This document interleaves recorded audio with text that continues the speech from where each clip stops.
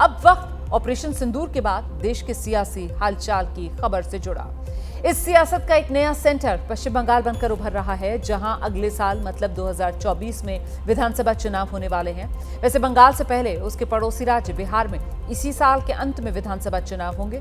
करीब 10 महीने पहले ही पश्चिम बंगाल की सियासत ने करवट ली। बंगाल में तेज होती राजनीतिक हलचल की वजह दो तस्वीरें। पहली तस्वीर उस सोशल मीडिया इन्फ्लुएंसर की है। तस्वीरें दिखा देते हैं जरा आपको। सोशल मीडिया इन्फ्लुएंसर की, जो अपने आपत्तिजनक बयान की वजह से गिरफ्तार होने के बाद कोलकाता की जेल में बंद है अभी। शर्मिष्ठा पनोली नाम की इस लड़की की गिरफ्तारी पर क्यों सवाल उठ रहे हैं, इस पर आगे बात होगी। उससे पहले बात आज बंगाल से आई दूसरी तस्वीर की। ऑपरेशन सिंदूर के बाद पश्चिम बंगाल में बीजेपी एक्टिव हो गई है।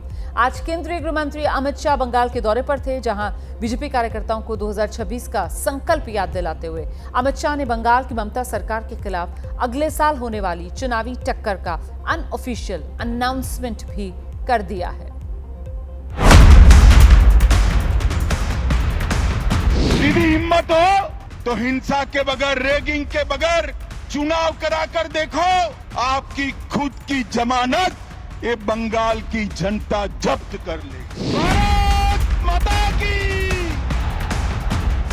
पूरा देश चाहता है कि यहां देशभक्तों की सरकार बने, तुष्टीकरण वालों की सरकार न बने। बंगाल में भाजपा सरकार बनानी है या नहीं बनानी है? घुसपैठ रोकनी है या नहीं रोकनी है? जय जय श्री राम। पहले 29 मई को अलीपुरद्वार में प्रधानमंत्री नरेंद्र मोदी की रैली और 3 दिन बाद आज कोलकाता में केंद्रीय गृह मंत्री अमित शाह का विजय संकल्प सम्मेलन। ऑपरेशन सिंदूर की सफलता के बाद हफ्ते भर में बीजेपी के दो सबसे बड़े चेहरों के इन दौरों ने 2026 में होने वाले विधानसभा चुनाव से कई महीने पहले ही पश्चिम बंगाल का पॉलिटिकल पारा बढ़ा दिया है। कोलकाता में गृह मंत्री अमित शाह ने बंगाल में मारे गए बीजेपी कार्यकर्ताओं की याद दिलाते हुए कहा कि दीदी का टाइम ओवर हो गया, क्योंकि 2026 में पश्चिम बंगाल की पॉलिटिकल पिक्चर बदलने वाली है। बंगाल है जिसमें चुनाव के वक्त और दीदी को विजय मिलने के बाद सैकड़ों भारतीय जनता पार्टी के कार्यकर्ताओं को मौत के घाट उतार दिया जाए। दीदी कब तक बचाओगी उनको?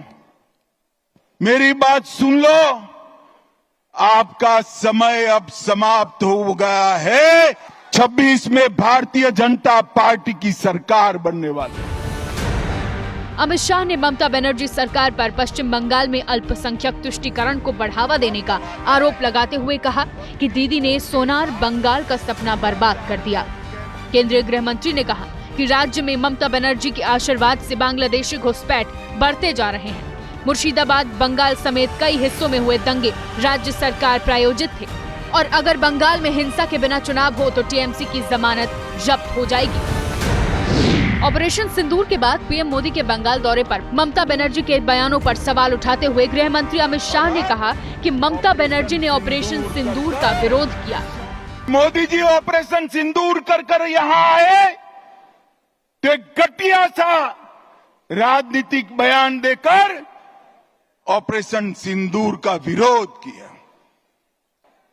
आने वाले चुनाव में ऑपरेशन सिंदूर पर सवाल उठाने वाली ममता जी को सिंदूर की कीमत बंगाल की माताएं बहनें जरा समझा दे, सिंदूर का अपमान करने का क्या मतलब है। दरअसल 29 मई को अलीपुरद्वार में हुई रैली के दौरान प्रधानमंत्री नरेंद्र मोदी ने ममता सरकार पर हमला बोलते हुए एक नारा दिया था, बंगाल में मची चीख पुकार, नहीं चाहिए निर्मम सरकार। जिसके बाद ममता बनर्जी ने पीएम मोदी और बीजेपी को बंगाल में तुरंत चुनाव कराने की चुनौती दे दी थी। वहीं बंगाल में प्रधानमंत्री के बाद गृह मंत्री के सियासी हमलों से ज्यादा तृणमूल कांग्रेस बीजेपी के आरोपों की टाइमिंग को लेकर भड़की है। When our National General Secretary is abroad on MPs delegations, speaking strongly for the government of India, defending the government of India, speaking against Pakistan-based terrorism, at this time, the Home Minister, none other than the Home Minister, comes to Bengal and acts like a BJP karyakarta. पश्चिम बंगाल में विधानसभा चुनाव में अभी करीब 10 महीने का लंबा वक्त बाकी है। उसके पहले बिहार में इसी साल विधानसभा चुनाव होने हैं, लेकिन बिहार से पहले बंगाल में बीजेपी की सक्रियता ने ममता बनर्जी और टीएमसी की बेचैनी बढ़ा दी है।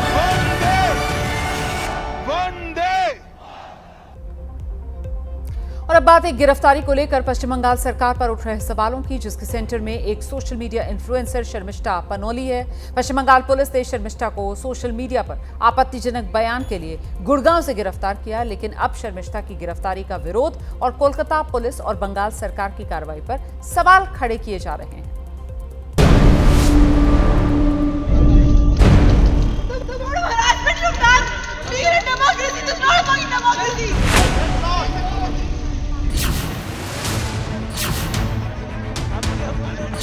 हम लोग नहीं चाहता धर्म के नाम पे कोई सेक्शन को कोई आघात देना, धर्म के नाम पे कोई प्रोवोकेशन बर्दाश्त भी नहीं करता है। एफआईआर महुआ मित्र के खिलाफ, मैत्र के खिलाफ है। माता काली के ऊपर कितना घटिया टिप्पणी किया, कोई एक्शन हुआ? एक्शन जो सनातनी है उनका ऊपर होता है, और यहाँ सनातनी का गाली देना लाइसेंस है।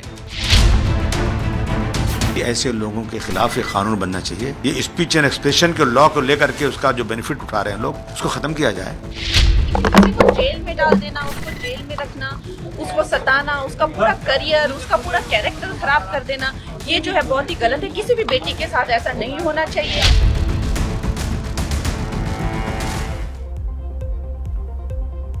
दरअसल सोशल मीडिया प्लेटफॉर्म इन दिनों सूचनाओं और जानकारियों से ज्यादा बेतुके कंटेंट और इस्तेमाल हो रही आपत्तिजनक और विवादित बातों के चलते सुर्खियों में है। सोशल मीडिया प्लेटफॉर्म पर विवादित कंटेंट शेयर करके विवाद खड़ा करने वाले कई चेहरों के बारे में आप पहले से ही जानते होंगे, और ऐसे ही विवादित सोशल मीडिया इन्फ्लुएंसर्स में एकदम ताजा एंट्री हुई है 22 साल की शर्मिष्ठा पनोली की।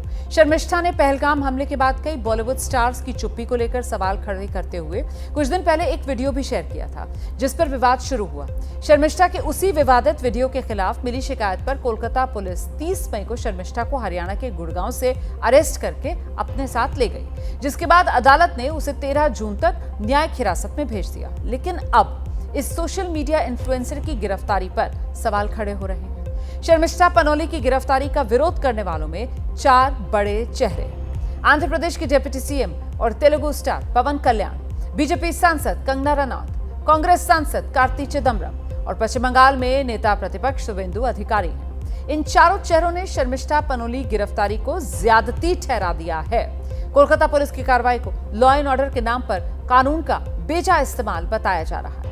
कंगना रनौत ने ममता सरकार से शर्मिष्ठा को फौरन रिहा करने की मांग करते हुए कहा कि वो पश्चिम बंगाल में नॉर्थ कोरिया जैसे हालात ना बनाएं, जबकि शुवेंदु अधिकारी ने कोलकाता पुलिस के एक्शन पर सवाल उठाते हुए कहा कि देवी काली पर विवादित टिप्पणी के लिए टीएमसी सांसद महुआ मोइत्रा पर एफआईआर दर्ज हुई क्या? लेकिन ममता बनर्जी ने यहां अरेस्ट करवा दिया एक लड़की को, सोशल मीडिया इन्फ्लुएंसर को।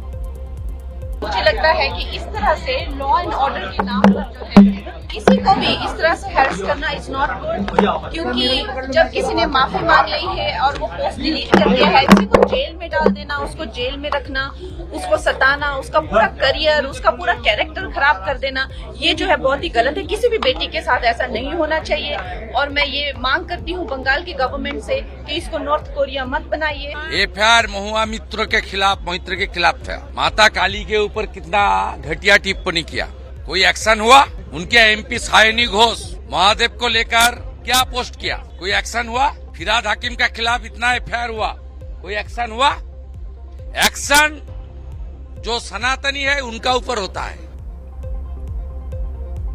हालांकि टीएमसी ने social media influencer Sharmishtha Panoli की गिरफ्तारी का समर्थन किया, लेकिन शर्मिष्ठा पर हुई कार्रवाई पर सवाल कांग्रेस सांसद कार्ति चिदम्बरम ने भी उठाए। अपने एक्स हैंडल पर कार्ति चिदम्बरम ने लिखा, सोशल मीडिया पोस्ट के लिए ये अंतर्राज्यीय गिरफ्तारियां पुलिस शक्तियों का स्पष्ट दुरुपयोग है। जबकि पवन कल्याण ने शर्मिष्ठा का समर्थन करते हुए लिखा है कि जब टीएमसी के चुने हुए नेता सांसद सनातन धर्म का मजाक उड़ाते हैं तो लाखों लोगों को जो गहरा तीखा दर्द होता है उसका क्या?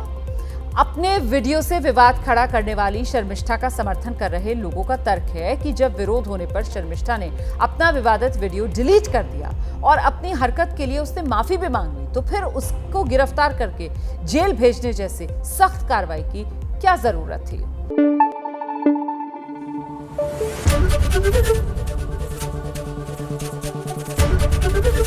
एबीपी न्यूज आपको रखे आगे।